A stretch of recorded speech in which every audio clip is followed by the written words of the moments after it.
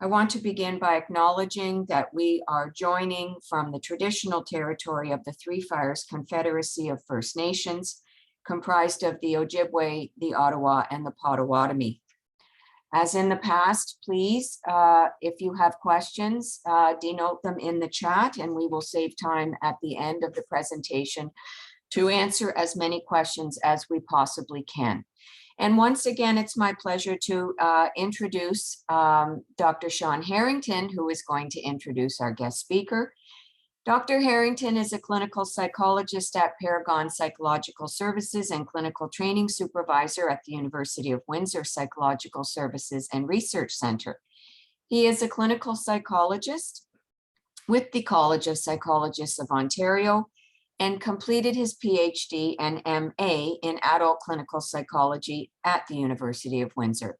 Dr. Harrington is licensed in the areas of adult and adolescent clinical psychology and adult rehabilitation psychology. So good morning, Dr. Harrington, over to you. Good morning. Nice to see your face, Beth Ann. Thank you. So a little bit about Dr. Pascual-Leone. Dr. Pascual-Leone is full professor of psychology at the University of Windsor. He's a world-renowned and distinguished psychotherapy researcher, with a particular focus on psychotherapy process. He has several career and distinguished publication awards from associations in Europe and North America. He is a master therapist and trainer in emotion-focused therapy, but takes an integrative approach to psychotherapy research and practice. He's currently working on 2 books. So one of those books is on emotional processing, and the other is a second edition of a book he's previously published on emotion-focused therapy for trauma. And both are to be published by the American Psychological Association. He has a gift for relating theory, research, and skills to clinicians in an approachable manner in an effort to facilitate their growth as therapists. Dr. Pascual-Leone supervises trained therapists in North America and Europe. He's also a YouTube sensation, not for his sweet dance moves, but for a TED Talk he gave on how to get over the end of a relationship, which at the time of writing had 3.5 million views. Pretty impressive. You should check that out. He's also a trusted colleague and a dear friend. It's my pleasure to introduce to you Dr. Pascual-Leone.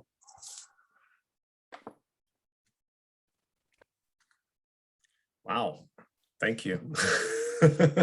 So, thank you so much for that really warm introduction, Sean. It's a pleasure to be here and to just share some ideas with you. Special thanks to Beth Ann, to Allison, to Stephanie, and to Jennifer White for organizing, supporting, and making this happen. I mean, both this talk, but also just this series. I think the Coffee with Colleagues is a great initiative. We really have something special in Windsor, I think. And we've always needed kind of a platform, no pun intended, because we're online here, but we've always needed a venue to kind of come together. So I think this is part of that, and I'm very supportive of it. Yeah, I'll just jump right into it. I'm gonna share my slides here. Share my screen. Okay, and but Sean, you'll give me a thumbs up if you can see what you see my slides there. Great, thank you, Beth, Sean.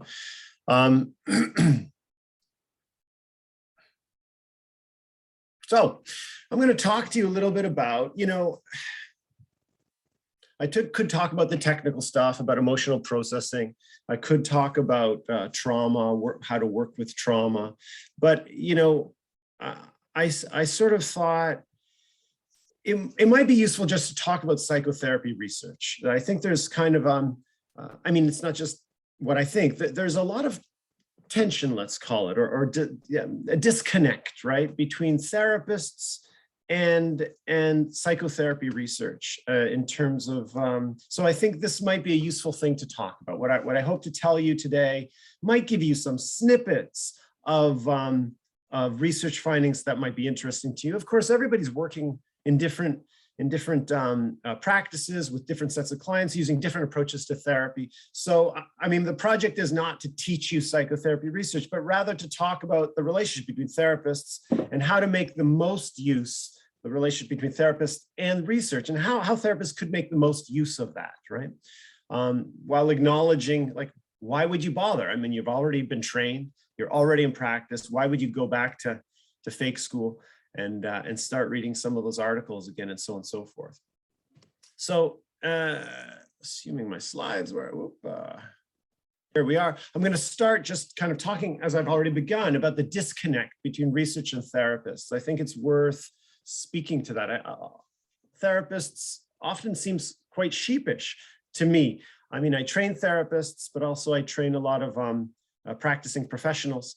And there's a bit of sheepishness about admitting that, yeah, I'm not getting a lot out of reading those research articles. So I think it's good to be candid about that and talk about why. I also think researchers are a bit naive in terms of, some of them, in terms of what actually is going to be useful.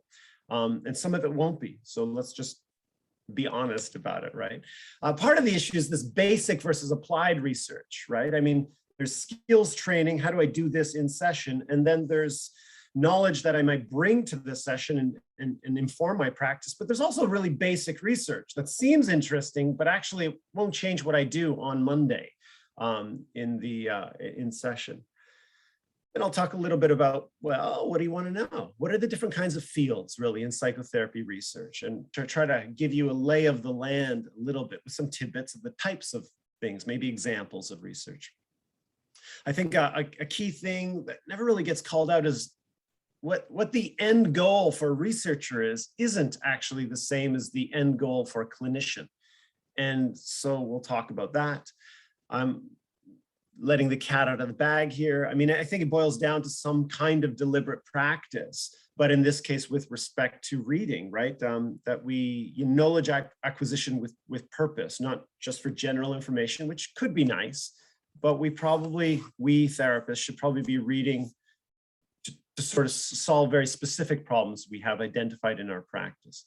And then I'll kind of wrap up. And there is an opportunity, I mean, the questions, right? So I'll take questions at the end, and I'm going to put myself out there. It's an ask me anything kind of thing. Anything you ever wanted to know about psychotherapy research is fair game. I'm not saying I can answer everything, but I sure as heck will try. And then there we go. So if you have some questions, write them down. If you don't, you conjure them up along the way. And some people have written in questions as well. So I'm happy to share these slides as well, but there's also, it's being recorded. So the disconnect between research and therapists. This is something that's been talked about for a long time, right? Goldfried was already talking about it in the 90s, an American psychologist.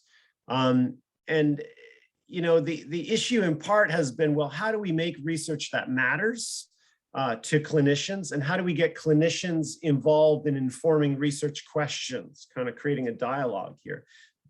And I think that's fruitful, but it kind of overlooks the fact that some research just won't be useful because it's not meant to solve the same purpose. Still, if I go to, this is out just 2 years ago, Bagger Charleston. Where's my little pointer here? There we are. You know, therapists are basically, you know, they don't have a lot of faith in research. To what extent do you feel research is valued by your colleagues? This is your research, other parts of the same study we're talking about. Do you think your colleagues value research? And yeah, 20 to 40%. I mean, it's not a whooping, right? And yet this is a very new discipline where it's evolving. So we are identifying a problem here, right? That it really is a disconnect. Why is that? What are some of the things therapists say? I mean, you will have your own reasons if this is true for you. But I think I often hear therapists sort of say, well, it's an oversimplification of what happens, which is obviously true, right? I mean, you have to really simplify something in order to study it, but there's a lot of complexity. Some of it is just confirming what I already know, says another therapist, right? Like, yeah, there's a lot of repetition in research. showing the same thing over and over, but therapists wanting novelty. And sometimes they're not showing the same thing over and over, but it's confirming a hunch the therapist already had. There's a lot of things therapists know intuitively that haven't been empirically demonstrated, but it's not really news when you read that article. So we have these two kinds of problems. When you see research on a particular treatment approach, well, that's great. But the reality is it's a minority of therapists that are practicing a pure approach, right? Pure CBT. Most therapists would say they're integrative or eclectic to some degree. And so real therapists don't use pure treatments. And that's true. I think it's also true for clients. People read and they say, well, those aren't my clients. My clients are much messier when they come in. And that's not just the therapist's assessment. It's actually true, right? There's sort of much more heterogeneity, a mix, right, between different kinds of clients showing up. And finally, I mean, if you already know the treatment, if it ain't broke, why fix it, right? So on the other side, we all have blind spots, right? And I'll just snap a couple out there. One of them is, just for example, clinicians turn out to be quite poor at predicting dropout. So is this client comes to private practice, you see them for a session, are they likely to drop out or not? In how many sessions? You hit a speed bump in therapy. We've all had kind of little ruptures or challenges along the way. And the question is, will the client stick it out? Therapists tend to be quite naive. They tend to think, oh, this person will never drop out. They tend to be quite bad at predicting. And actuarial models, a lot like how your car insurance decides how much to charge you, right? Actuarial models are much stronger at predicting whether a client will drop out. Similarly, I mean, we really use these actuarial models for predicting risk, risk of violence or risk of. Therapists are not very good at predicting static risk. They're good at predicting dynamic risk, right? Is this a bad period or a good period? But overall, so I'm just moving along here. There's also this self-serving bias. I'll talk a little bit more about this, right? Just like most people in everyday walking around think that they're a bit better than average intelligence, a bit better looking than average. Most therapists think they're about average or a bit better than average. Of course, if you do the math, it's impossible for everybody to be better than average. So, these are blind spots, and I'm just using them as illustrations, right? I also think treatment is evolving. It's a new field, right? And it's changing. We have a new kind of generation of treatment every 15 years. And I think, if you've been in practice for 10 years, if you've been in practice for 20, it's time to update and to keep it going.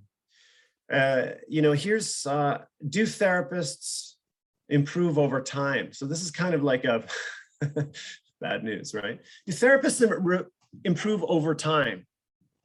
Not really. So we're looking at pre-treatment to post-treatment. This is effect size. This is a study on 170 therapists looking at up to 18 years. You see down here, 0 years. So they've just started their training. Lots of, variation here. I'll talk about that in a second, early in training, the variation. But in the long run, I mean, if you were improving over time, if every year, here, see my little marker, I should be having a little curve, get people getting better and better and better with experience, just with experience, just with practice.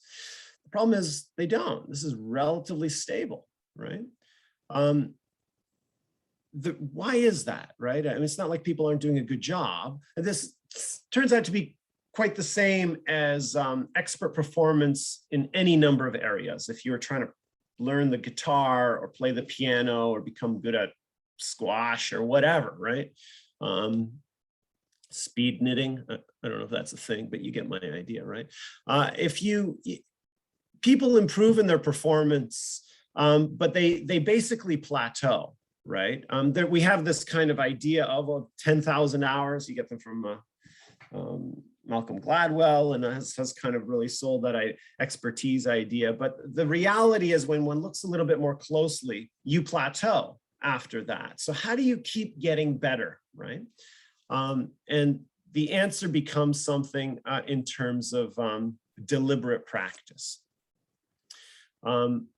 So although most therapists, this is the same data as I was showing you. See, this is zero change per year, right? So the bulk of therapists here, all therapists mapped together, are most of them are not getting better over time. I'm not saying they're bad. I'm just saying they're not getting better. These therapists are getting much better, having large effects. I'm trying to remove the stats jargon, right? They're really improving over time. So it does happen. There are some therapists that are getting worse over time. I mean, that's not so good. But you could be one of these therapists, right? I mean, that's what this talk is about. How would you make that happen? Supervision is going to be part of it, ongoing supervision, but there's also this knowledge development. I'm talking about this, sorry for jumping back and forth. This was about therapists over I think it was 17 years, right, of training, of practice. But if I look at therapists, I run a clinic, right? Or I was the director. We built a clinic at the University of Windsor, and now I'm, my students still see clients there. We've done a study where we've just looked at, this is graduate students, right? In their first, second, third year working with clients. This is research on therapist effects. This is contentious. This bothers therapists, so breathe, right? And that therapists can be ranked in terms of how good they are. Yes, when you do this in a study in your own university, everything's double blinded. We blinded it, we send it to another country, a colleague re-blinded it, send it back. So even the researcher, which was a graduate student, it was impossible for him to identify where he was. But basically, we pool the effects, the outcome differences of all your caseload and make an average. What is the average effect you have on clients? We do that for everybody. Here we have 35 therapists, right? And this is the number one therapist, the therapist with the biggest effect, right? By the way, this red line here means you've made a meaningful impact on your clients, right? So that's kind of your benchmark. This therapist is making double that, triple that, right? We have therapists that are not making a difference, and we have some therapists that this is not a client that they've made worse. This is the caseload, right? Therapists can be ranked even from very early on, right? So the puzzle becomes, what do you do to get better, right? Therapists don't get better with time, just with regular practice.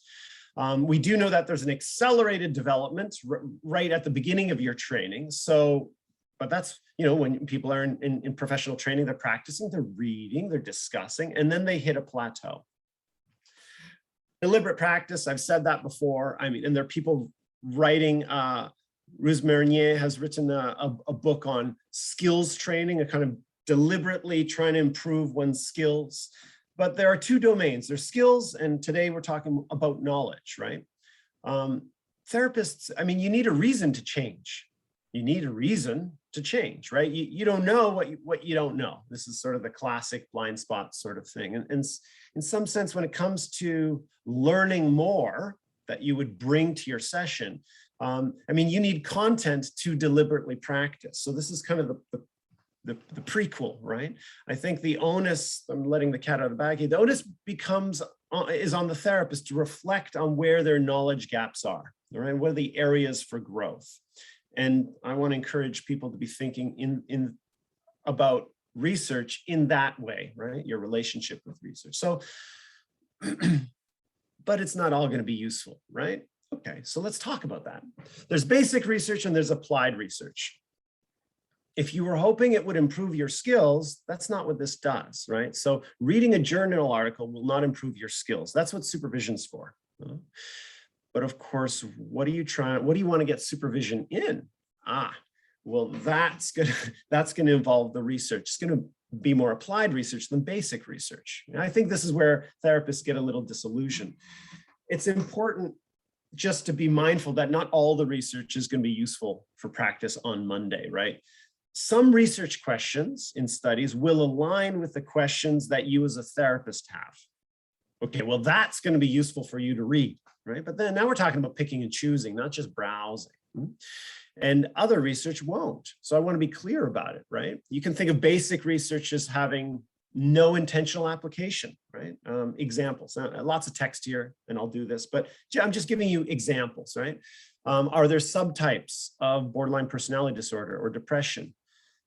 That doesn't necessarily change how I treat the people coming in, right? Does the alliance reduce symptoms, or the symptom lead to good alliance, right? We know that the alliance, having a good relationship, predicts symptom reduction, but it turns out symptom reduction also predicts, so which one predicts more, right? It's backwards or forward relationship. For the therapist, it doesn't matter. You're going to go in and try to have a good relationship, right? But these are kind of more basic research questions that help us with the building blocks.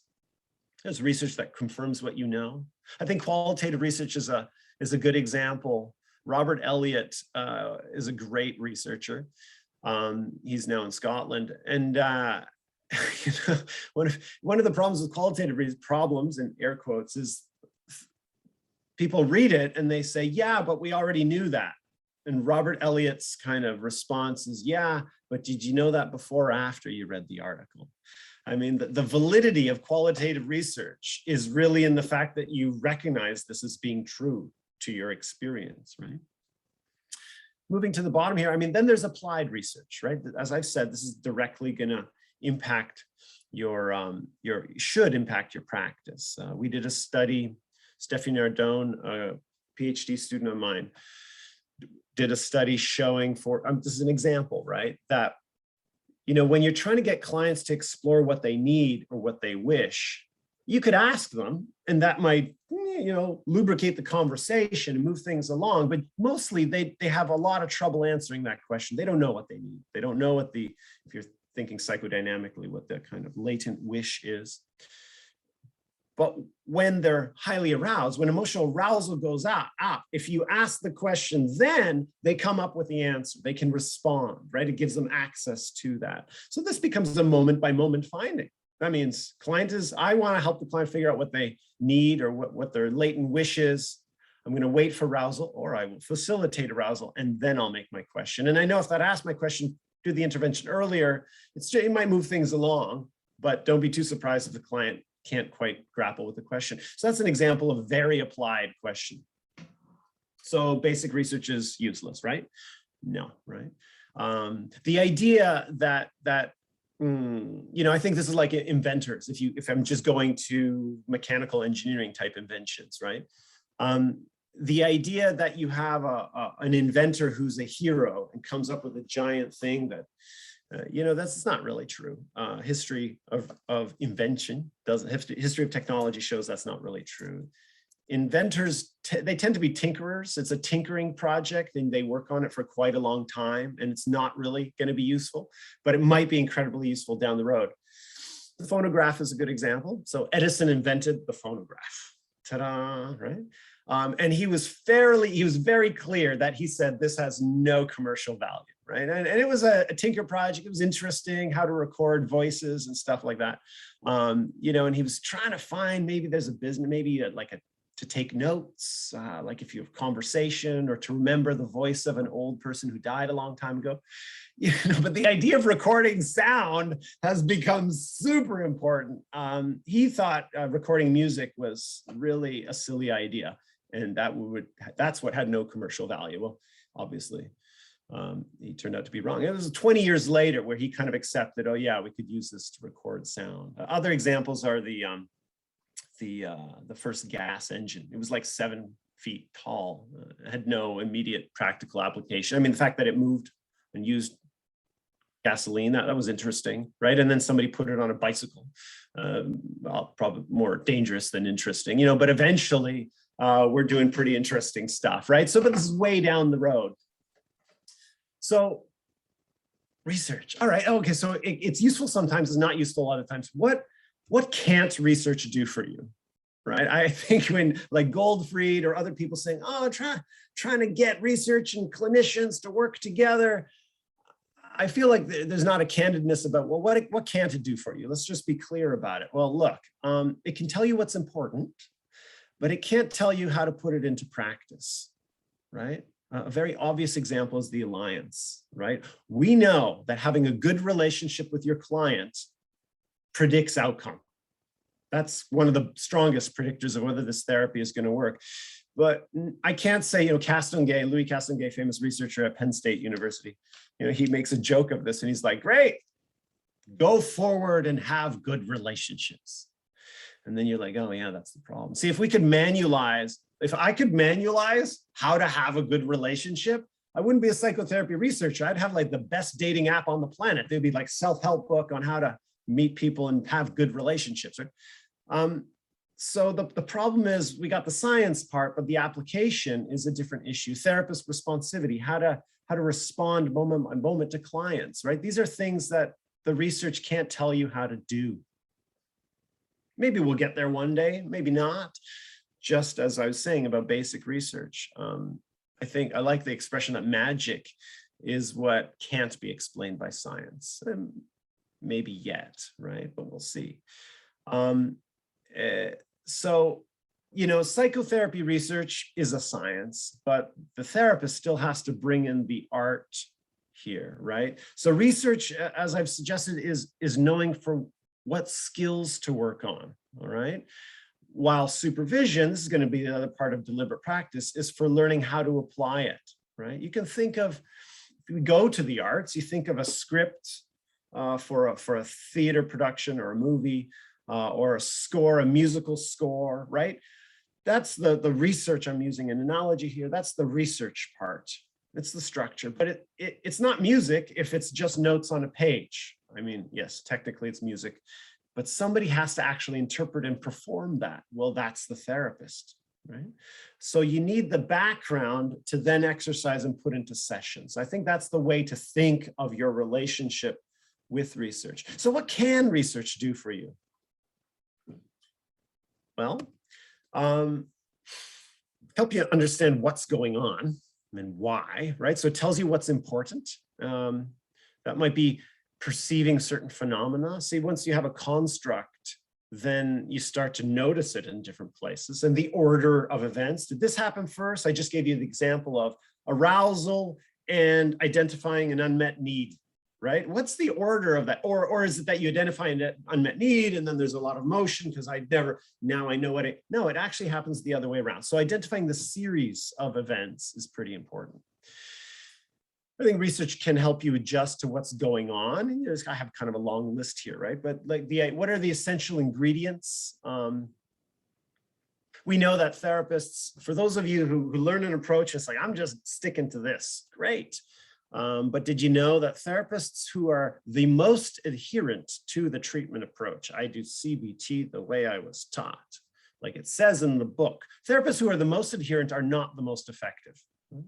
Turns out the best therapists are moderately adherent, right? So there's something about knowing not to sweat the small stuff and knowing when to deviate from the treatment according to other principles. But those principles would be based on the first sort of things, why the treatment's working. It's not because I said this, it's because I'm facilitating a certain process. So I think the idea of how to work interactively with other treatment approaches based on principles is important. I think it's also easy to get caught up in, I'll say superstitions, right? I'm not saying that, for example, venting anger, that's useful. Well, that's an empirical question. It turns out venting anger is not useful, right? It really depends on what you're thinking of while you're venting anger. If you're thinking, wow, I'm getting such a great workout, yeah, that might reduce your anger. But if you're thinking, I wish this were so-and-so who I have unfinished business with, that actually makes you more angry, right? But we have this folk kind of knowledge. That also exists, destructotherapy. You see it in the news, right? The rage rooms and that sort of thing. It's bad for people. It makes them worse, right? So these are superstitions, I'll call them. Questions about, well, EMDR, yeah, it works. What about it is making it work, right? Is bilateral stimulation really the mechanism of EMDR? I mean, there's been a lot of pushback, and actually there is some evidence to support the idea that maybe the orienting function, right? It actually does help people create some psychological distance, right? But that's actually the mechanism. So teasing those things apart. I think at the end of the day, remember that graph, look at me over here, not all that text, right? But, you know, I was showing you this picture of people having these different kind of inclines of knowledge development. And many people don't become better as therapists over time. Most people, generally they don't. But case formulation turns out to be something that some people see much better at case formulation than others. And the quality of your case formulation does predict outcome. But how do you develop a better case formulation? That's actually not a skills in the session thing.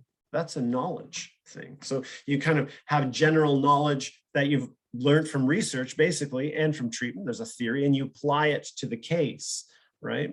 So I think case formulation, research can help people improve their case formulations. All right, so there's a smattering of different kinds of research. What do you want to know about, right? What do you know? There are domains. I think also the relationship with psychotherapy research is like, well, there's a lot of really different kinds of research.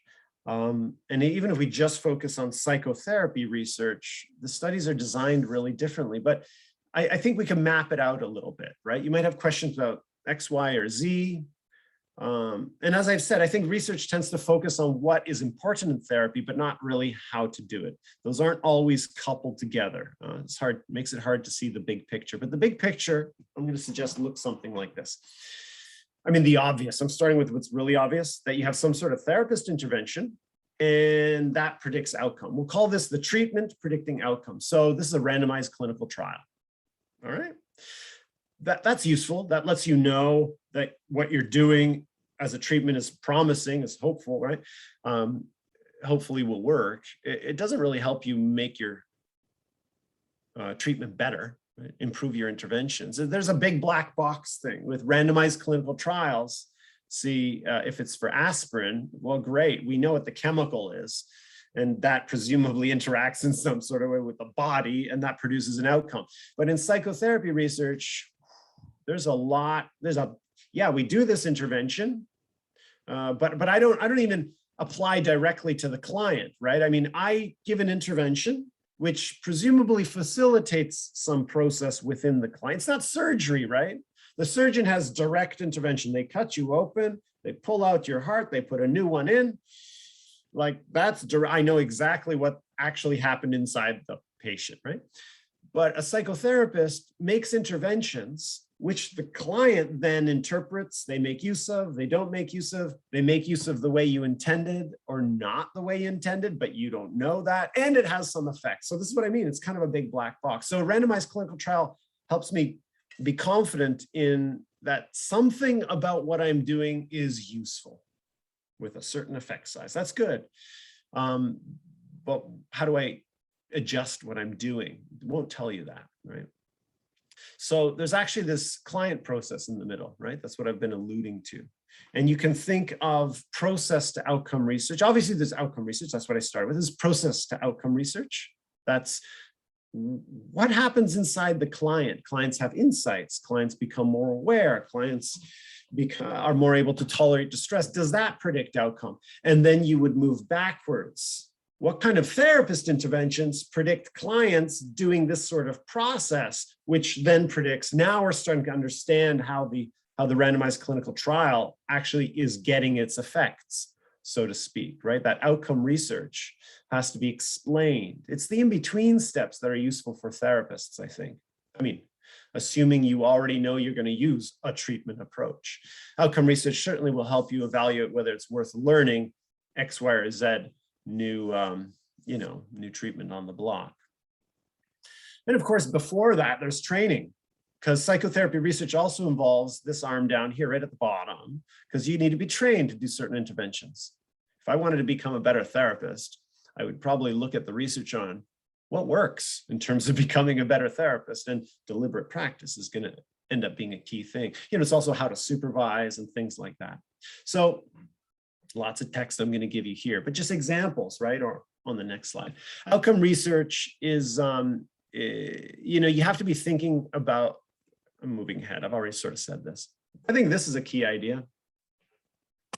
Research keeps clinicians humble, right? I mean, it's going to cut both ways, you'll see. But I mean, who has gone to the family physician and said they had a problem and felt that they weren't being listened to, walked out with a prescription, and then didn't fill that prescription, instead went to see a different doctor. Who's done that? Most of us have done that at some point. The problem is that physician notices that you took the prescription, that you didn't come back, and obviously the intervention worked. Client hasn't come back, so that's nice, right? So the problem is you don't see your poor outcomes, right? You don't see your relapses. You don't see only the researcher sees that. So the researchers tend to have less confidence in treatments than clinicians do. I think it does cut both ways. I'm not just saying research keeps clinicians humble. I also think that clinical work really keeps researchers honest, because you get researchers who say, oh, this is the next, right? The big cheese, this is great. But in practice, it's not feasible, or it doesn't really work, or you're focusing on like the process that predicts 5%. Right? Let's be honest. The effect of treatment is not as big as the effect of, for example, the effect of therapists that I was showing you is almost as big as the effect of the treatment, sometimes bigger. So which treatment you use, therapists are very particular. Part of researchers might say, oh, this is the best treatment. Yeah, but the evidence doesn't really show that, right? Assuming we're not swimming with dolphins, I'm talking about bona fide psychological treatments. Swimming with dolphins might be fun. Okay, so like outcome research questions. I'm giving you snippets. This is snippets, right? Lots of text, but the point is just ideas. What might you ask about? You could ask me, you could ask yourself, you could ask the literature. What client characteristics predict dropout? Somebody shows up and their gender, their things about their identity, their certain kind of presenting concerns. Are they more likely to drop out or not? So Keefe has done a lot of this sort of research. Great example that Sean brought to my attention, this study, right? This is treatment for people who have suffered rape trauma, right? They're being treated for trauma, and it's assault related. If they have had a history of child abuse, if they have current relationship conflicts, if they have anger problems, if they have a cultural minority status, those things predict dropout, but only in exposure-based treatments. That's interesting, right? So then I'm then I'm going to adjust. If I knew that, if I had read that article, I would probably adjust my treatment approach. I might use cognitive processing therapy as an example, rather than prolonged exposure. A different kind of example, what treatment is better for what kinds of clients, right? If you're treating panic disorder, and this is a snippet, child abuse history predicts dropout in relaxation training. Who would have guessed, right? Panic, relax, that's good for everybody, right? Yeah, but not if they have a child abuse history. Those people tend to drop out. Why? Well, that's a different question. Just don't use relaxation training if the client has a history of child abuse. That men, for panic treatment, men do better in psychodynamic treatment, markedly better. Interesting, right? Okay, well, if I could, if assuming you have the option to juggle more than one approach, and certainly it's not so surprising that the expectancy in CBT predicts whether it'll work. How do treatments fit together, right? So this is like a psychotherapy integration. I like this. How could I put Humpty Dumpty together? Castonguay's done a very cool, dropouts in cognitive behavioral therapy are observed as a primary concern. There aren't a lot of relationship interventions in cognitive behavioral therapy. So what Castonguay does is he says, we're doing CBT. Unless you see these markers of a relationship problem, then we switch gears and we do a psychodynamic treatment until the relationship issue is resolved, and then we go back to CBT. It's a method, right? It's a method for integrating two approaches, CBT and psychodynamic, more of the relationship piece in the psychodynamic therapy. And it's more of a cut and paste. It's actually cut one and just popped it in. You might be doing that as a therapist, but does it work? Are you doing something that works? It's useful to know that.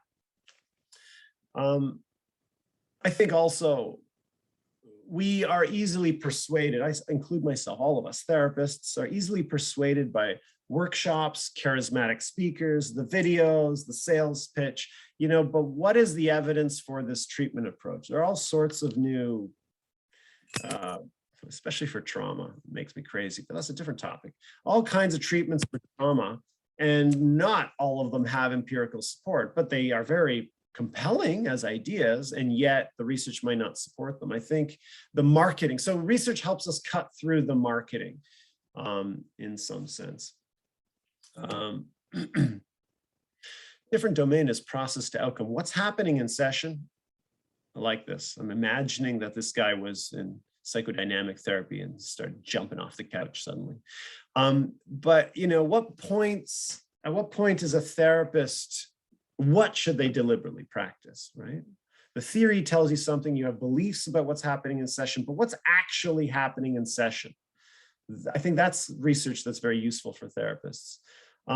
As I've suggested, you make an intervention, but you didn't directly implement the process, right? Yes, the treatment theory, but is it true? I mean, these are testable things, and research will tell us, is the theory really explain why this treatment works? I think exposure-based interventions is a good one, right? It used to just be exposure and you're good. I'm not saying exposure doesn't work. The question is why? And if you wanted to make it work better, what would you do? Well, more exposure. Well, actually, that turns out not to be the case, right? Prolonged exposure, sure. But then there's things like if you have the client label their emotional experience, right? So finding the right words, emotional awareness, increasing emotional awareness during exposure. Raw amount of intensity in exposure doesn't actually, that was the theory, but it doesn't actually predict outcome as much as the variation. So having the client go through ranges of intensity seems to be more effective, right? So the theories they get corrected by research. So process research tells you why a treatment actually works. So this helps you troubleshoot.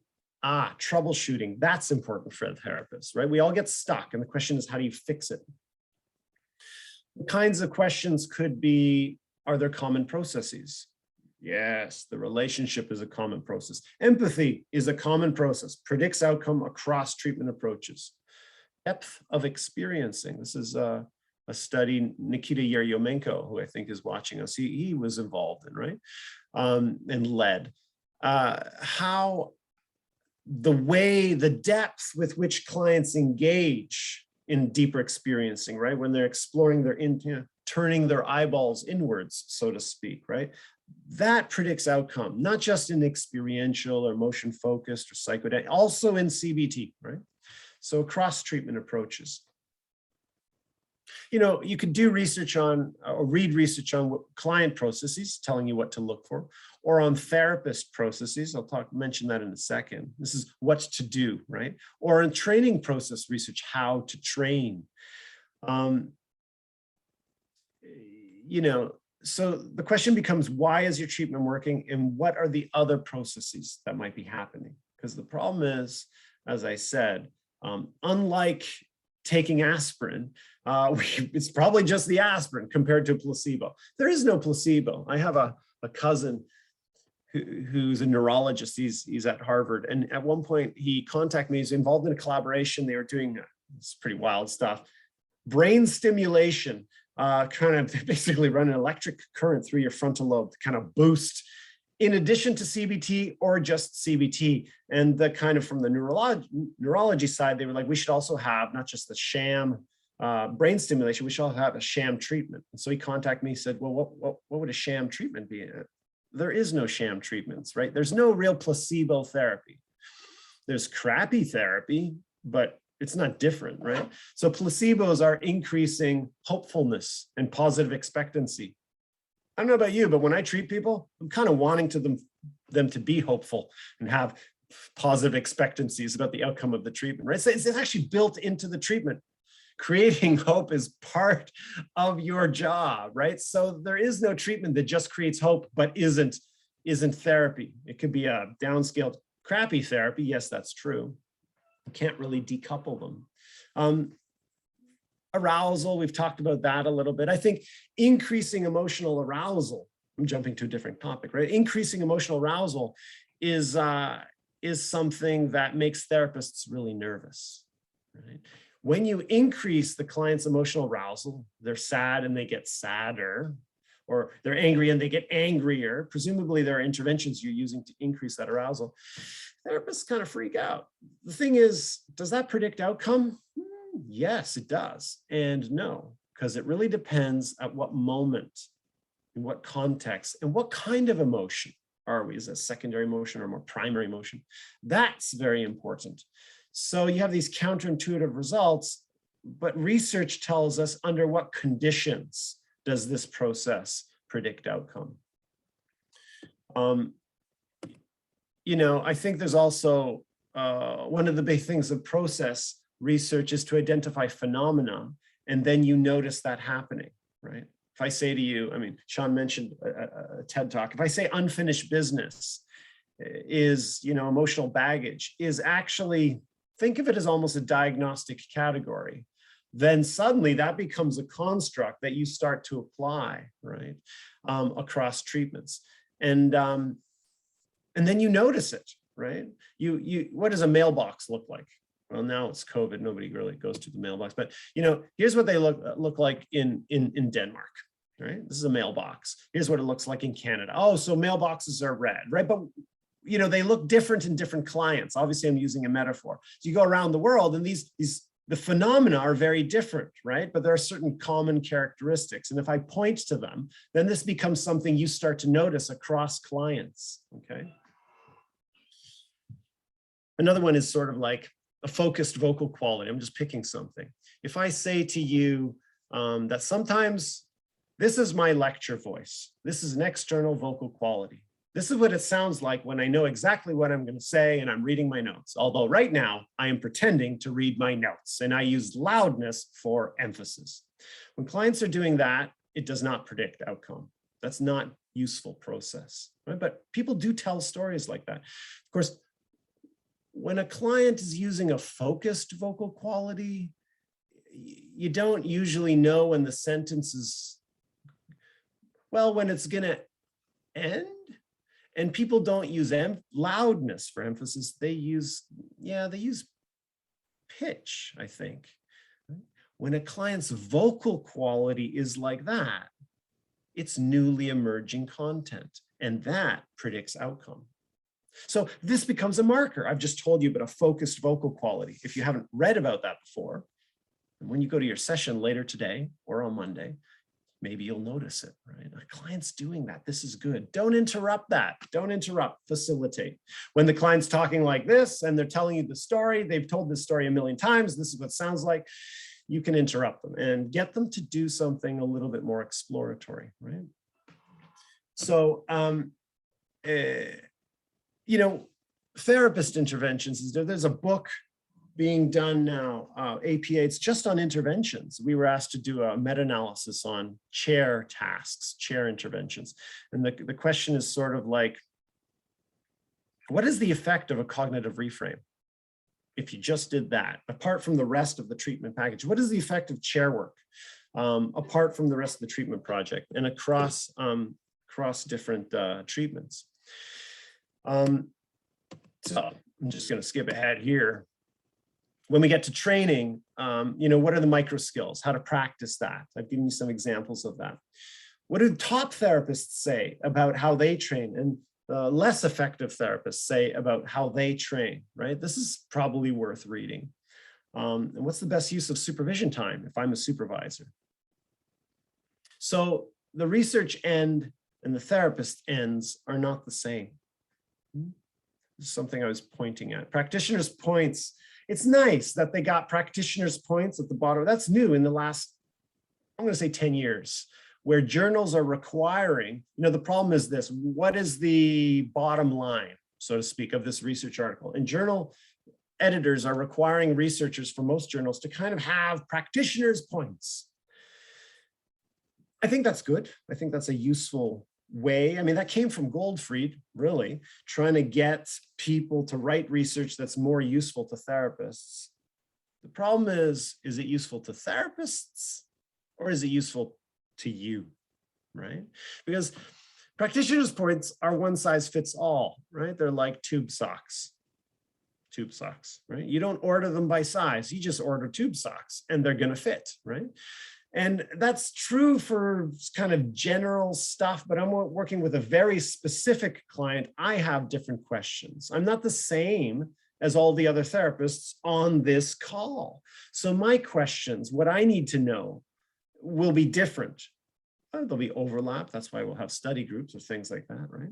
Knowledge translation doesn't promise, not just because you write practitioner's points, doesn't promise that it'll actually align with the practitioner's objectives for how to become a better therapist, right? You have different gaps or places to grow than, I didn't say weaknesses, places to grow, than the next therapist, right? This is pointing to an idea I already covered of like the research ends are different. I think research basically, what's the end of research? Well, the first line there, researcher says, ta-da, now I know X and I'm done. That's my job as a researcher. That doesn't help the therapist because the therapist, all right, now we know X and the therapist has to apply it so I can do Y. Yeah, and the practitioner's points, they'll say in theory you can do that. But, you know, like, how do I actually make use of this piece of knowledge in my session, right? I've suggested, you know, it is useful for therapists to identify that as a thing. The focused vocal quality is an example I gave, right? Withdrawal ruptures is another. We think of ruptures as the client argued with, yelled at me, we had a fight, right? Yeah, that's one kind of withdrawal. Safran and Moran have done really beautiful research on alliance ruptures. And one of the things they point out is not only is there a confrontation rupture, there's a withdrawal rupture.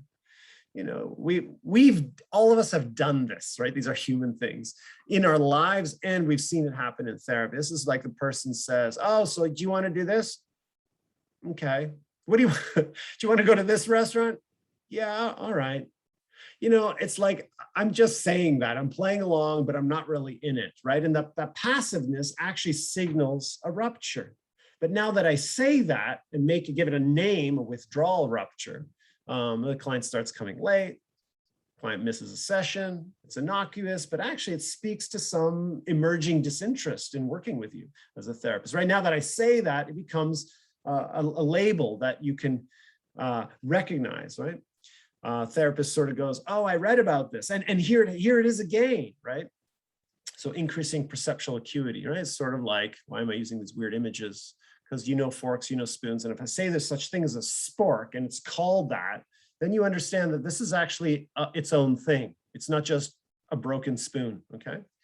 Of course, therapist, I need help with my skills at very specific moments. All right, that's fair.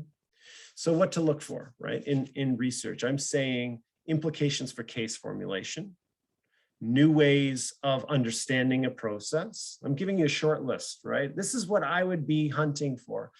Maybe in-session markers, right? This is how you're going to heighten perceptual acuity, right? Noticing a focused vocal quality, noticing an alliance structure, right? And when to intervene. I think that's a key thing. If this happens, do that. If arousal goes up, now ask about what they need, an existential or interpersonal need, right? Supervision is going to help people apply that. But these are the kinds of questions that will help inform what you want supervision on. So I'm starting to wrap up here, this idea of deliberate practice. People should be reading with purpose, right? So you're going to choose a theme. This is my advice, right? Choose a theme for your reading rather than arbitrary reading, right? You could just be the person who likes to read. That's different. You could be Sean Harrington. But I mean, I think many therapists feel a little bit lost or disillusioned, and they're not, if that's your case, do not read for general interest, right? Instead, use very deliberate study to find the answers to specific questions. You're going to do a self-assessment, right? What are the knowledge gaps that hinder your practice? What do I need to shore up on? I wish I knew a little bit more about what, and then we'll only look for research articles on that, right? Here's a study just right now, 2021, just came out. And it basically shows, I'm right here and I'm explaining why I have my little pic of a lava life. Romantic matching is just couldn't find a therapist client matching image, so this is not a romantic thing. Don't, yeah. You know, the study is showing this. Therapists are better when they're matched with clients who need what that therapist is already good at. And you're like, duh, yeah, duh. But it's, you know, it basically means if you're matched with clients, if you have a limited set of expertise that you think you're really good at, those are the clients who you're making the biggest difference with. So yeah, it's no surprise, but what are you good at? Do you know what you're good at? Because most therapists haven't done that self-assessment. It's like, yeah, I practice, there's some clients, but now that I ask you, you might start to generate a list, but you might not have had the list before that, right? It's like the qualitative. Did you know that before or after I asked you the question? What actually are you really good at? And clients aren't actually matched in practice. That was a research study. So in real life, client just shows up, right? And how can you broaden what you're good at? You'd pick something that would inform what your knowledge gap is, right? I want to caution people. I think, caution clinicians, I think people get lost in the aisles, right? I got to tell you, half of my life is about doing research.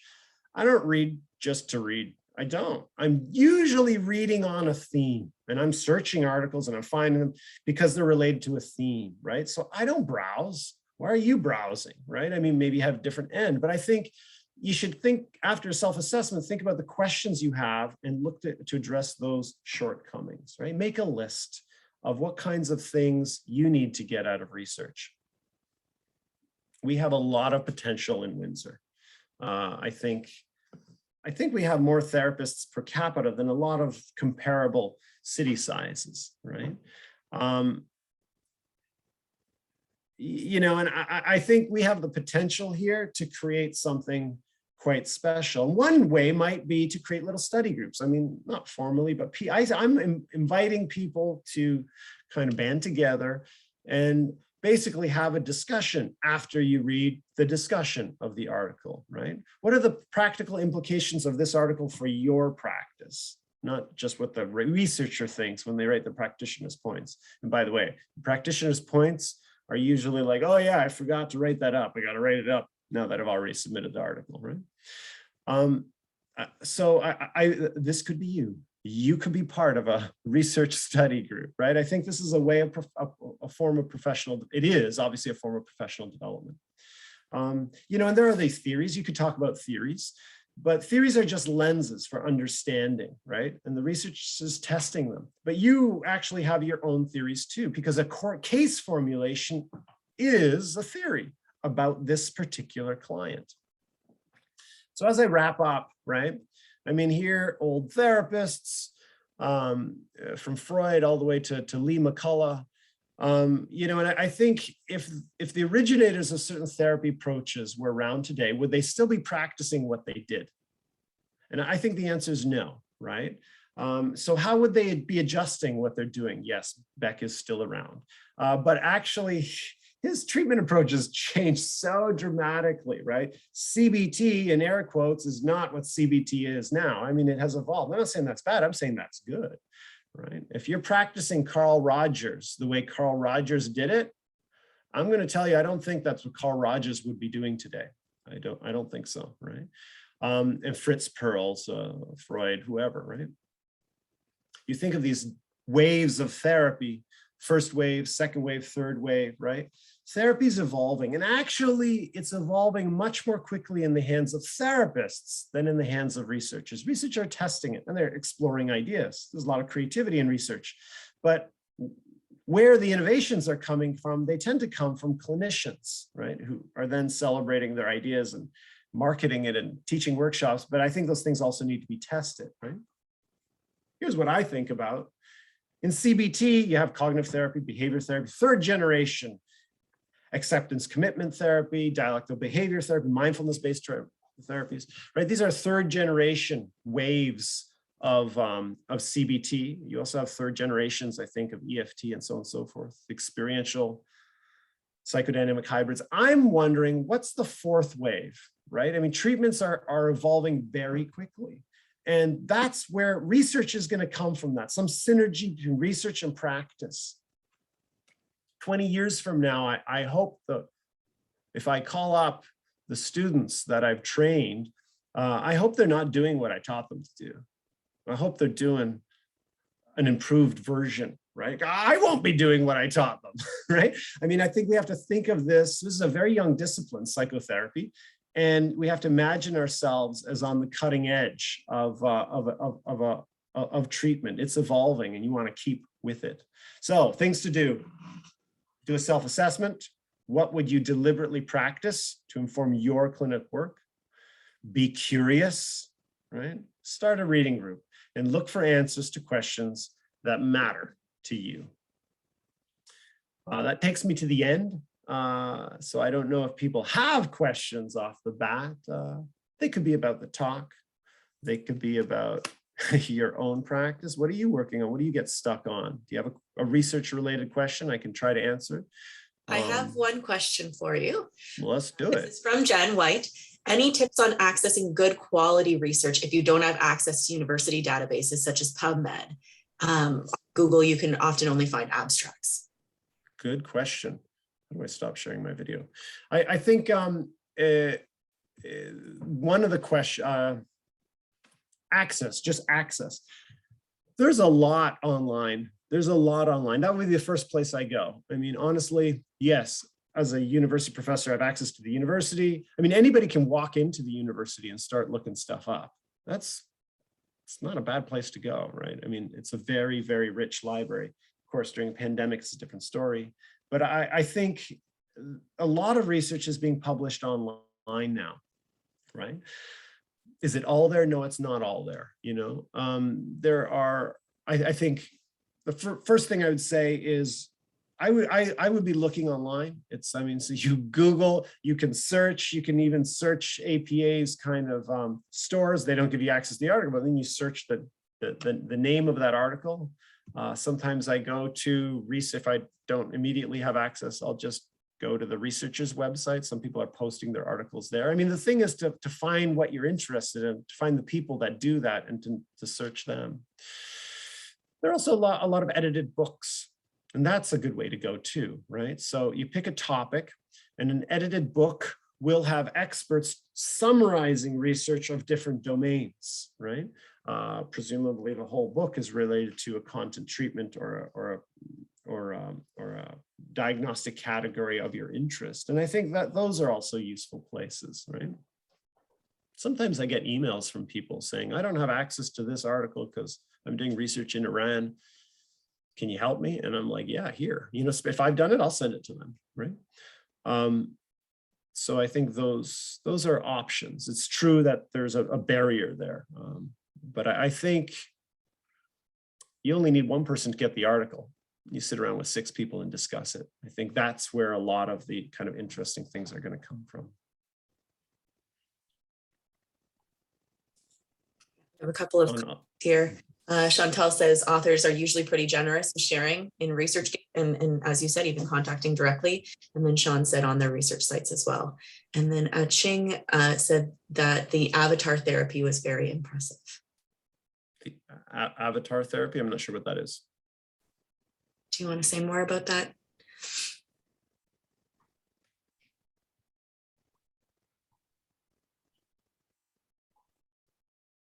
I'm not sure if Al Ching is still on the call. I'm here. Oh, very good. I just came across this YouTube avatar therapy for schizophrenia, and there's a stimulation. They're able to see the voices through stimulation, and the clients talk to the voices and tell them, provide instructions, and kind of like, you know, have more control over the voices, and that is also guided in the back by the therapist who would, you know, guide her what to tell the voice she's actually looking at through the simulation. And according to the research,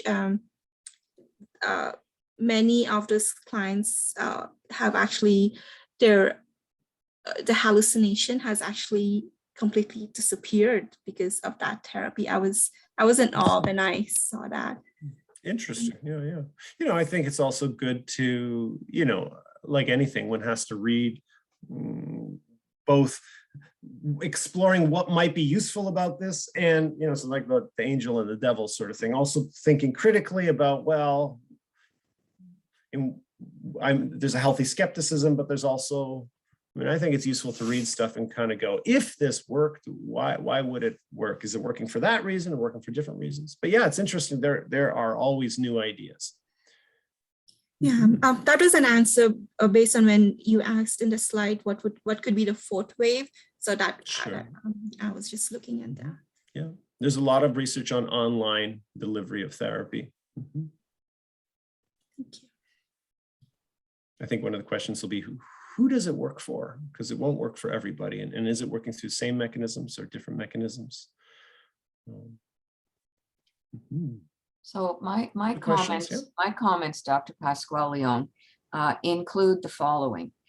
We're all regulated, whether we're the Ontario College of Psychologists, social workers, psychotherapists, we're all regulated to provide the controlled active psychotherapy in the province of Ontario. And I know other provinces have their regulations. So in understanding an evidence base, incidentally, we're all standing on the shoulders of previous practitioners and researchers that have brought us to this first, second, and third wave. So thank goodness for that, because it enables us then to be able to state with competence and confidence to a particular client who may ask us, and they're entitled to ask us, about the treatment we are about to provide for them. So if we understand the evidence base or the depth of the evidence base, because we're on the shoulders of those who have done the research, then we're certainly in a much better position to right off the get-go help that alliance move along, because the client will hear, see, and feel that this individual knows what they're doing in delivering the treatment that they're about to deliver to me. And I also like your point about we're using principles and not being rigid in terms of the delivery of a practice through rules. The analogy that comes to mind is the subcontractor industry. There may be people out there who can say they lay tile, but their training is that they're a painter. So it helps us to be careful and accountable to the public. I can't thank you enough. I think that's a really good point. And we're definitely, this is the accumulation, right? And I think there's a dance between practitioners and researchers, and many of us are doing both, but there's an accumulation of knowledge, right? When I tell a client that I'm, one of the things that you said kind of also made me think of the fact that if I know the effect size of a particular treatment, I can say with confidence to a client, there's this much treatment that says that this much research that treatment works. Of course, more research showing the treatment works increases my confidence in that treatment working, but it doesn't increase the effect size. You see what I mean? This is one of the funny puzzles of why we're going to need more, right? Because my treatment works, and the more research I do, say on CBT, there's probably more outcome research on CBT than any other treatment. But that doesn't mean more research doesn't mean it works better. It just means we're more confident of exactly how much it works and how much it doesn't work, right? All treatments have their limitations. So then the next thing, so I'm confident I'm using an approach, but the next thing a therapist might be wanting to explore is the processes, right? Process research is going to tell me why it works, how it works, and how could I make it better? That's interesting for the researcher and for the therapist, because how do we increase that effect size? Are you with me? I think that's also part of what, when I say that treatments are evolving faster in the hands of therapists than in researchers, I think that's the place it'll be. I certainly can't practice a treatment approach that isn't empirically supported. It's against my college. I think that's part of what one of the things that Beth was referring to. But how I apply that, and what do you do when the treatment's not working for this particular client? That's a tough one. What do you do, right? And we need to go back to kind of the principles, and maybe the theory of the treatment isn't as accurate as it purported to be. And there's other things I should be looking for. I'm going to have to adjust, right? When empirically supported treatment isn't working for a particular client, I'm going to have to go to my knowledge base about what are the principles here.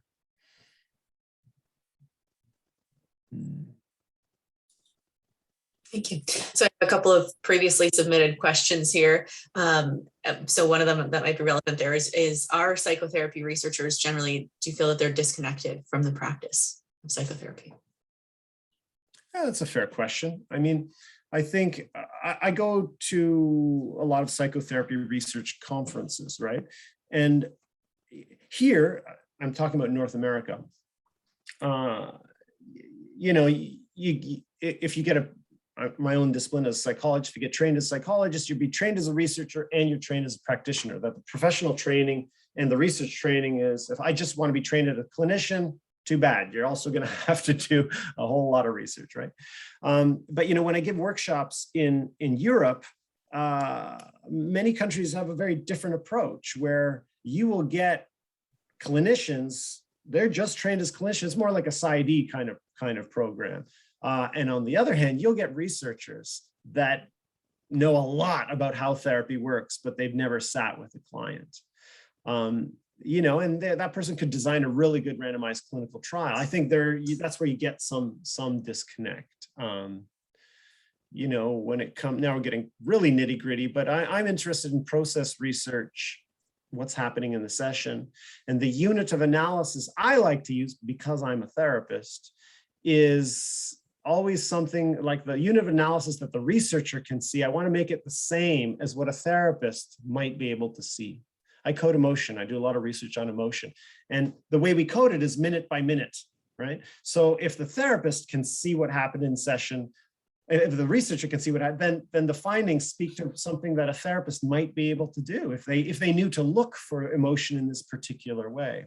There's other research that looks at word counts and what's the word count of the transcript, blah, blah, blah. Well, I mean, I can't be a therapist counting the number of action words or the number, like that's not compatible with my practice, right? Narrative research, I think, is really useful. And at the same time, if there are narrative themes that are merging over sessions, I don't have enough computing power as a therapist to be like, oh, the theme is changing over these 5 sessions, right? So I think that becomes, yeah, there's places where there is a disconnect, but it varies. And so now we have researchers, therapists needing to be picking and choosing, not to just browse the aisle, right? And you'll pick and choose based on what you have decided you need to learn.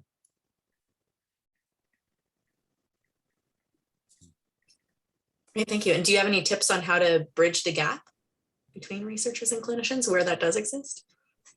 Yeah, I mean, I think, the practitioner's point, I mean, there's 2 ways to do this, right? Reminding researchers that they should be doing something that's more applied and more useful to the therapists. So that's one approach, bridging from researcher to therapist. Of course, I mean, and that's where Goldfried is really pressed, but as I was saying about basic research, some of that stuff is not relevant to what you're going to do on Monday, but it's really relevant 10 years from now for what you're going to do on a Monday, right? So I don't think, it's not so cut and dry that all research should be very applied. We would be missing out on all the building blocks of the next generation of therapists. But keeping that in mind is important. I think the practitioner point is very useful. Another way of bridging is from clinician to researcher, right? Whereas a researcher, I might use questions that come from clinicians.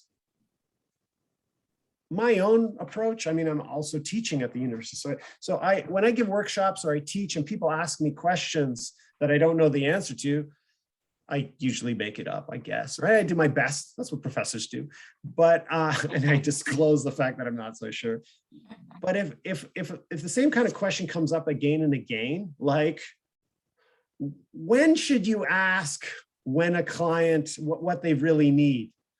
Good question. We should probably do a study on that. So I do collect the questions I get from students and from clinicians in private practice and professional practice rather. And that does inform my research program, right? I guess I'm wondering what makes me, could make me a better therapist, what could make my students better therapists.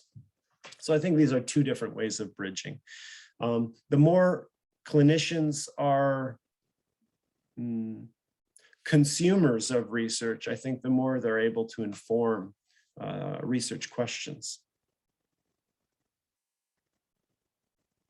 Yeah, that's great. Thank you. I'll ask one last question, but I'll make it kind of a two-parter. So what do you see as some of the hot topics in psychotherapy research right now, and where do you see the research going? Big ones. I have my biases, of course. Emotion has become a super hot topic, right? So I think that's an important direction.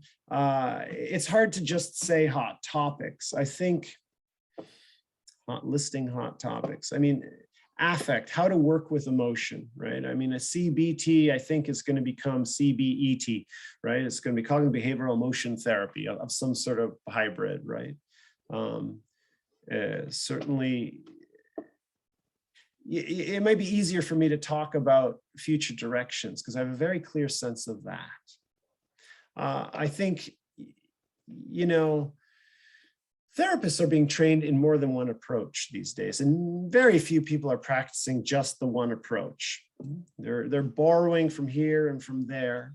And I think as research tries to focus on process research, what are the mechanisms? How is this working? Yes, you use this intervention, but it had that effect on the client, and that's what predicts outcome. The more we know about how therapy works, the more we will start to be able to extract principles of emotional change, right? And I think what will happen is, and I think we're already seeing it, is the boundaries between different treatment approaches will start to evaporate. They'll start to dissolve, right?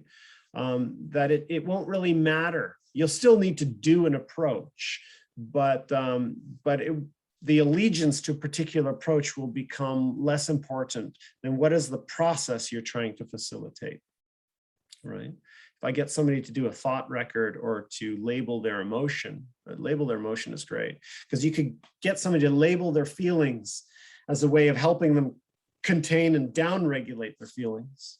You could also get them to label their feelings to explore new emerging content. Yeah, I guess I do feel like that, says the client. Right? It's not about downregulating, that's about exploring. You could get them to do a lot of things, but the question is, what's the process? And if we know what the process, if we have a clear sense of the processes, the mechanisms that predict treatment across treatments, then which kind of treatment you're using starts to matter less. And what starts to matter more is, are you aware of the process research and the principles that you're trying to apply through that treatment? I mean, the treatment becomes a skin, right? It's like if you're going to drive to work, because presumably we're not in a pandemic. If you're going to drive to work, you have to drive a brand of vehicle, right? You can't drive a common factors vehicle to work, right? That doesn't exist. It's going to be a Chrysler, or it's going to be a BMW, or it's going to be a Honda, or it's going to be whatever it's going to be. It has to be an actual brand. But when you open the hood, they all more or less have the same mechanisms.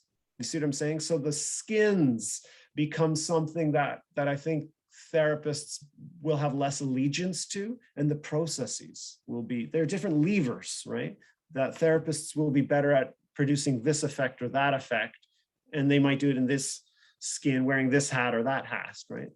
The costumes and furniture, which is I'm going to call the treatment approach as presented, are not as important as how people change. I also think that the way people change in therapy isn't so special and unique. I mean, is it important? Yes.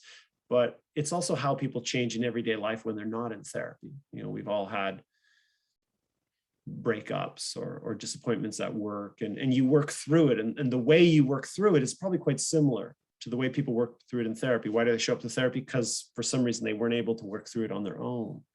But I think we're understanding how people evolve, and those become the principles. I think that's the frontier, the future of psychotherapy research.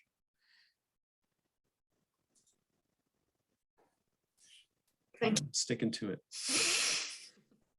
We've got a few thanks in the chat here. I don't have any more questions in the chat, but if anyone would like to unmute and ask a question, you're welcome to. Otherwise, we want to thank you on behalf of Family Services Windsor Essex and Jennifer White, and thank Jennifer White for partnering with us, and Sean for introducing you, but very much thank you for spending some time with us today and preparing this really thought-provoking presentation for us. Thank you so much. I think we really have a special community, and I don't see why the average therapist in Windsor couldn't be much better than, say, the average therapist in the GTA. I mean, we kind of have a constellation of factors that has to do with quality of therapists, the size of our city, and so on and so forth. I think we have room to make to raise the bar, and I'm excited that we're starting to do that. Great. Well, thanks. So thanks very much for the invitation. Yes, and thanks to everyone for being here. We will send a follow-up email with a survey, so we ask you to please complete that. And if you're interested, if you have a topic that you'd like to present at one of these Coffee with Colleagues sessions, please be in touch with us, and we'll be happy to have that conversation with you. Have a great day, everyone. Thanks for your time. Thank you. Bye-bye.